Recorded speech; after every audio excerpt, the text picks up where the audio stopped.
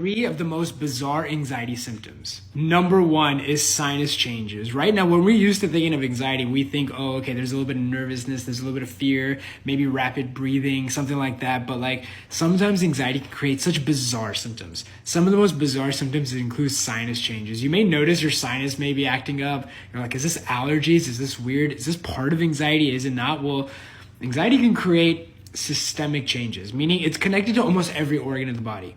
So it can create anything from palpitations to dizziness, vision changes, and even sinus changes. And so it's really hard to identify, well, how do you know what's anxiety and what's not? And the answer is so simple, which is just getting everything ruled out by your doctor.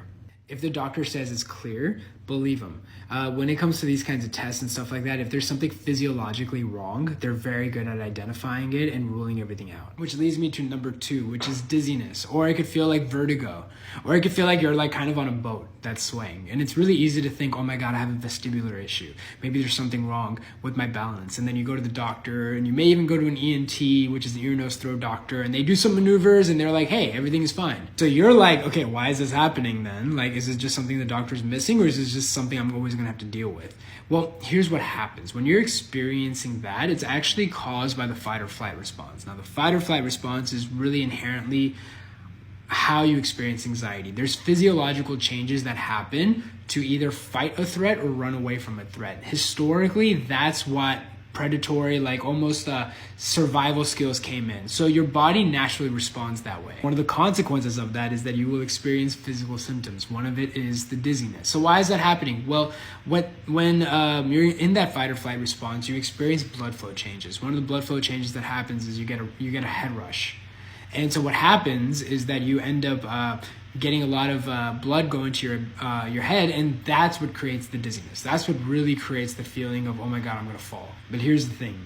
If you're experiencing anxiety, you're actually less likely to fall than a normal person that's not experiencing anxiety, because it's a survival thing. What's the point of falling? Is that a survival advantage? No, so why do it? So a lot of people's fears is just almost like an intrusive thought. And number three is brain zaps, or body zaps. And you can feel these zaps everywhere, and you're like, oh my God, I feel like I'm being like electrically shocked. Something's seriously wrong.